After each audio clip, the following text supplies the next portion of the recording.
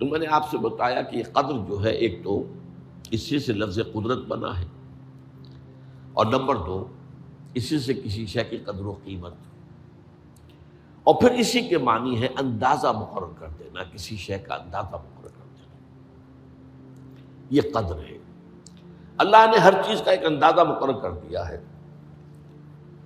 اور قدر مقادیر مشکات شریف میں ایک پورا باب ہے، ایمان بالقدر اس کا عنوان ہے، صحیح معنی میں۔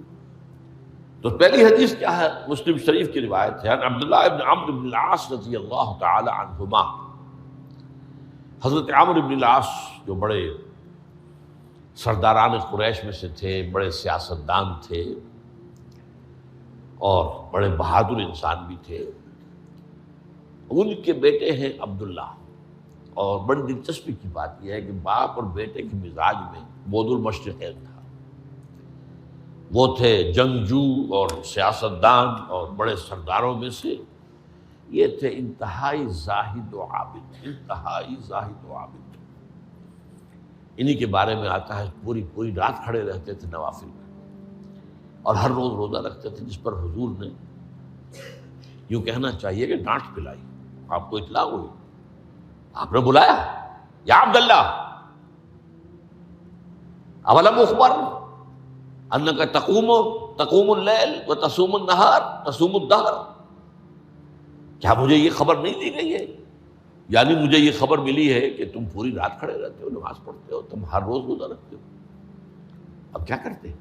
بلا یا رسول اللہ، جھوٹ بولنے کا تو یارہ ہے ہی نہیں، اور ہو بھی نہیں سکتا۔ فرمایا لا تفعل، سختی سے بات۔ وہ عبداللہ ابن عمرو ابن العاص رضی اللہ تعالیٰ عنہما اس کے راوی ہیں، قال رسول اللہ صلی اللہ علیہ وسلم کتب اللہ مقادیر الخلائق قبل ان یخلق السماوات والارض ب50,000 سنہ۔ اللہ تعالیٰ نے مقداریں اور تقدیریں، ابھی دو الفاظ میں بولوں گا تاکہ آپ کے ذہن میں بات رہے، معین کر دی تھی، لکھ دی تھی آسمانوں اور زمین کی تخلیق سے 50,000 سال قبل۔ یہ ہے قدرہ، ہر چیز کی ایک تقدیر جو ہے وہ معین ہوئی ہے۔ اب آئیے اس میں کتاب سے مراد کیا ہے؟ جو آیت میں نے دوسرے نمبر پر پڑھی آج، سورہ حدید کی آیت، ما اصاب بمصیبۃ فی الارض ولا فی انفسکم الا فی کتاب من قبل ان نبرأ۔ کتاب سے مراد کیا؟ نہیں پڑتی تم پر کوئی مصیبت، کوئی تکلیف، نہ زمین میں نہ تمہاری جانوں میں۔ زمین میں سیلاب کا آ جانا، زلزلے کا آ جانا، کوئی اور اس طرح کی عمومی ہلاکت کا آ جانا، عمومی تکلیف کا آ جانا۔ تمہاری جان میں اچانک جو ہے تشخیص ہو گیا کینسر ہے، اچھے بنے تھے، ٹھیک ٹھاک چل رہے تھے، تو معمولی سی تکلیف ہوئی، انویسٹیگیشن کیا تو معلوم ہوا تو کینسر ہے، اور وہ کافی بڑھ چکا ہے۔ لیکن جو شے بھی آتی ہے، چاہے تمہاری جان پر آئے چاہے زمین پر آئے، وہ ایک کتاب میں لکھی ہوئی موجود ہے، اس سے پہلے کہ ہم اسے ظاہر کریں۔ یہ تمہیں مشکل نظر آئے گا، ان ذالک علی اللہ یسیر، یہ اللہ پر بہت آسان ہے، بہت آسان۔ اللہ کا علم کامل ہے۔ تو معلوم ایک بات جان لیجئے کہ حقیقت کتاب سے مراد اللہ کا علم قدیم ہے۔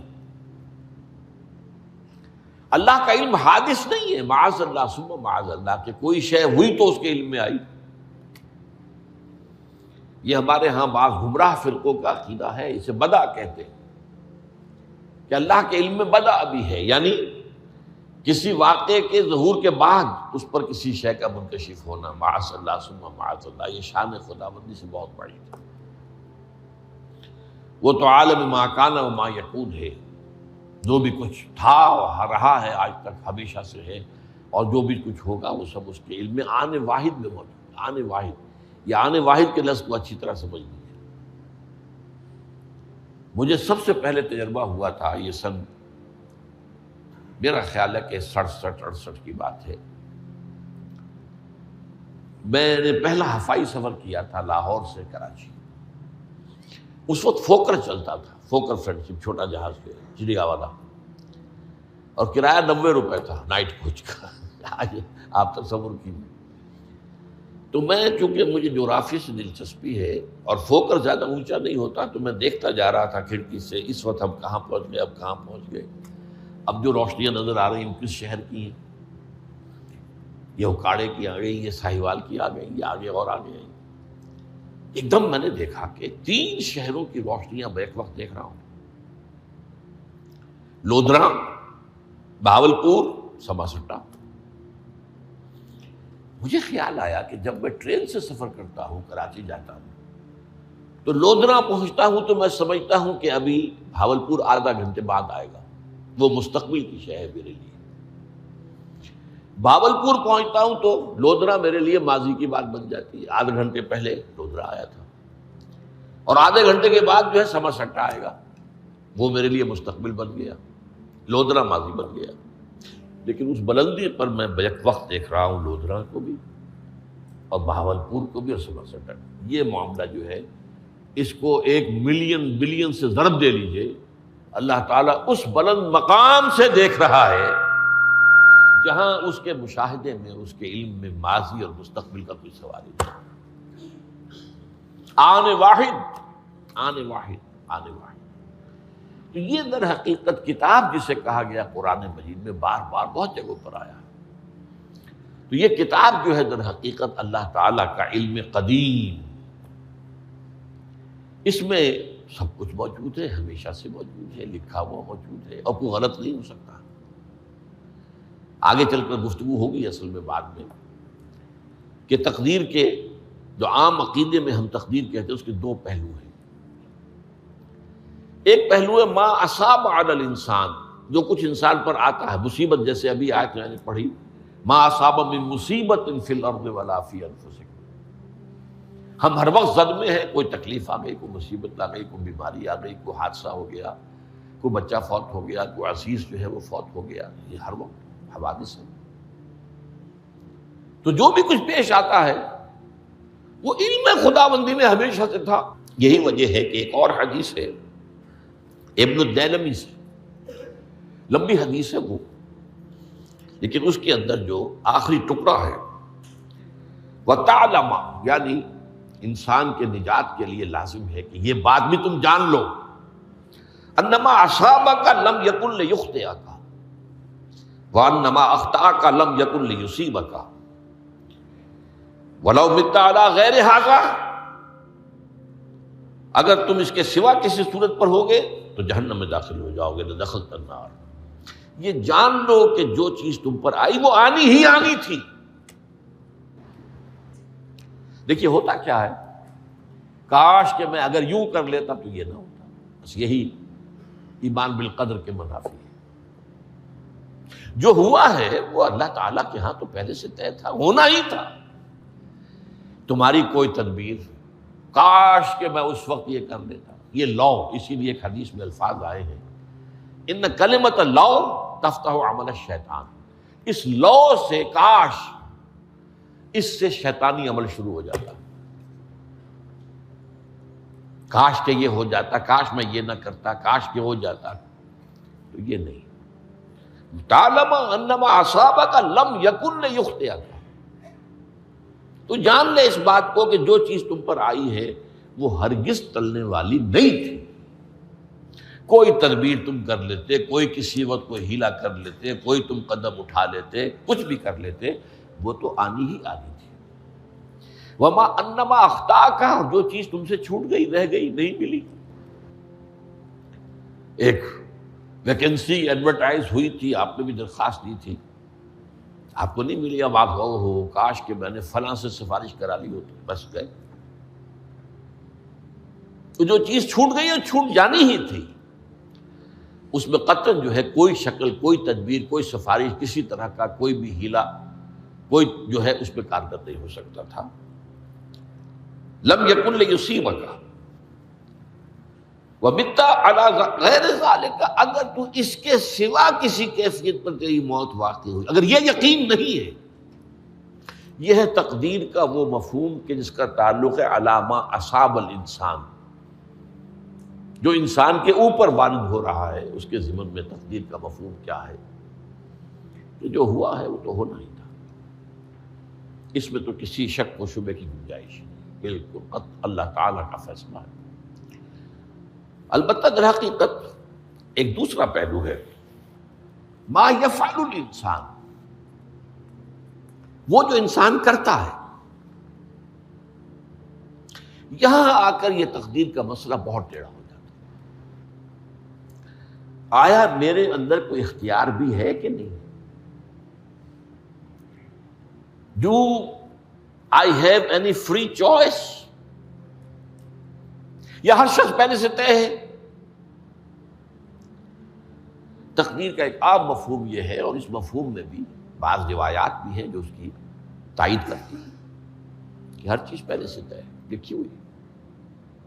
اور یہ جو حدیث ہم نے ابھی پڑھی ہے، یہ گویا کہ اس کی ایک مثال ہے کہ وہ جو لکھ دیا گیا تھا، فرشتے نے لکھ دیا تھا، رحم مادر میں لکھ دیا تھا، شقی او سعید، یہ بدبخت ہے یا سعادت مند ہے۔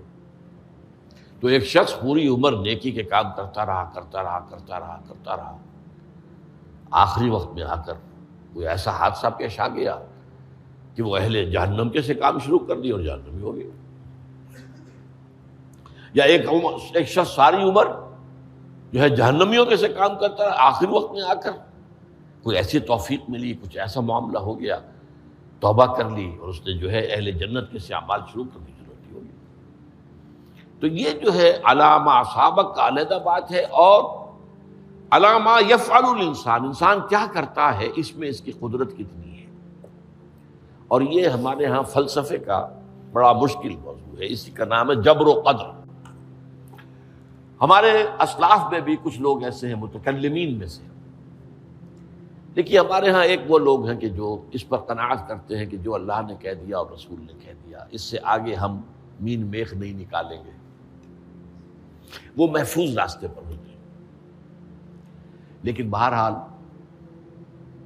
انسان کو اللہ نے ایک عقل بھی دی ہے، اور یہ عقل سوالات اٹھاتی ہے، اور جو زیادہ ذہین انسان ہوتے ہیں ان کے اندر ان کی یہ مصیبت زیادہ ہوتی ہے، لہٰذا وہ تو سوچتے ہیں، کچھ نہ کچھ غور و فکر کرتے ہیں، بات سمجھنے کی کوشش کرتے ہیں۔ اس میں اب ہمارے ہاں دو طبقے ہو گئے، جبریہ، قدریہ۔ ایک نقطہ نظر یہ ہے کہ انسان مجبور محض، کوئی اختیار نہیں، اور ایک یہ ہے کہ انسان قادر مطلق ہے، جو چاہتا ہے اپنے فیصلے میں مختار مطلق ہے، تو فیصلہ کرتا ہے۔ انہیں قدریہ کہتے ہیں۔ تو جبریہ اور قدریہ ان کی بحثیں ہمارے یہاں، یہ وہی تقدیر کا مسئلہ جو میں نے کہا تھا، بحثوں میں آ کر الجھ جائے، آج تک حل نہیں ہوا، حل ہو سکتا ہی نہیں۔ اب اس کے ضمن میں علامہ اقبال کا ایک شعر آپ کو سناتا ہوں، وہ بہت اچھا لگتا ہے، بہت خوبصورت لگتا ہے شعر ہونے کے اعتبار سے۔ تقدیر کے پابند جمادات و نباتات، مومن صرف اللہ کے احکام کا پابند۔ اس میں انسان سے پابندی کی نفی کر دی گئی ہے، وہ صرف پابند ہے اللہ کے احکام کا۔ نتیجے کے اعتبار سے تو جو یہ شعر کہہ رہا ہے، جو بات وہ صحیح ہے، پابندی اصل جو ہے وہ اللہ کے احکام کی ہے، لیکن یہ کہ تقدیر کی پابندی سے انسان بھی پوری طرح آزاد نہیں ہے۔ یہ سمجھ لینا کہ یہ جمادات و نباتات ہی کا معاملہ، یہ غلط ہے، یہ مبالغہ ہے۔ ظاہر بات ہے کہ شاعر جو ہے، شاعر مبالغے سے بچ نہیں سکتا، چاہے وہ علامہ اقبال ہی ہو، کوئی بھی ہو۔ تو اسی لیے سورہ شعراء کے اندر جو عام شعراء کی جو صفات بیان ہوئی ہیں وہ آپ کے ذہن میں آ گئی ہوگی۔ مبالغہ کرتے ہیں، فی کل واد یہیمون انہم یقولون ما لا یفعلون، وہ کہتے بھی وہ کچھ ہے جو کرتے نہیں ہیں، اور یہ بات تو علامہ اقبال پر بھی چشمہ ہوتی ہے۔ بہرحال یہ شعر ذرا پھر نوٹ کیجئے، تقدیر کے پابند جمادات و نباتات، مومن صرف اللہ کے احکام کا، کوئی بات صحیح نہیں ہے۔ انسان بہت سے اعتبارات سے مجبور ہے۔ سب سے پہلے جو ہے انسان کے اندر ایک تقدیر نوعی ہے، نوع انسان، چھوٹی سی چڑیا اڑتی پھرتی ہے، انسان نہیں اڑ سکتا۔ آپ نے ٹھیک ہے مشین ایجاد کر دی، جہاز ایجاد کر لیا، آپ دوڑ رہے ہیں 500 آدمی اور سینکڑوں من سامان لے کر جو ہے وہ جا رہا ہے، 747 ہو یا 757 ہو، یہ کر لیا ٹھیک ہے، خود نہیں اڑ سکتے۔ اب کیا کریں گے آپ؟ یہ تقدیر نوعی ہے، اسپیشیز، ہر اسپیشیز کے لیے اللہ نے ایک اندازہ مقرر کر دیا ہے، اس اندازے ہی میں رہے گا، اس سے باہر نہیں جا سکتا۔ پھر ایک تقدیر شخصی ہے۔ اب دیکھیے تقدیر شخصی کیا ہے؟ بعض اوصاف و صفات ہمیں وراثتاً ملتے ہیں، وی ہیو نو چوائس۔ پہلے بھی یہ بات مانی جاتی تھی، آج جو ہے ذرا سائنٹیفک انداز میں ہم کہتے ہیں جینز میں چلا آ رہا ہے، اس جینز کو بدل سکتا ہے۔ جو جینز بھی آپ کو ملے اپنے والدین کی طرف سے، وہ آپ کی شخصیت کا ظاہر بات ہے کہ فیصلہ کن طرز پر اس کو ڈھال دیتے ہیں۔ جینز ہے، پابندی ہے۔ نمبر 2 یہ کہ خاص طور پر جو گھر کا ابتدائی ماحول ہوتا ہے، ماں کی گود اور ابتدائی گہوارہ گھر کا، اس کے جو اثرات مرتسم ہو جاتے ہیں شخصیت کے اوپر، وہ بھی بڑے مستقل ہوتے ہیں، پختہ ہوتے ہیں۔ ان دونوں چیزوں کو ضرب دے لیجئے، hereditary factors multiplied by environmental factors, اس سے مل کر ایک شے تیار ہوتی ہے جس کو قرآن کہتا ہے شاکلہ۔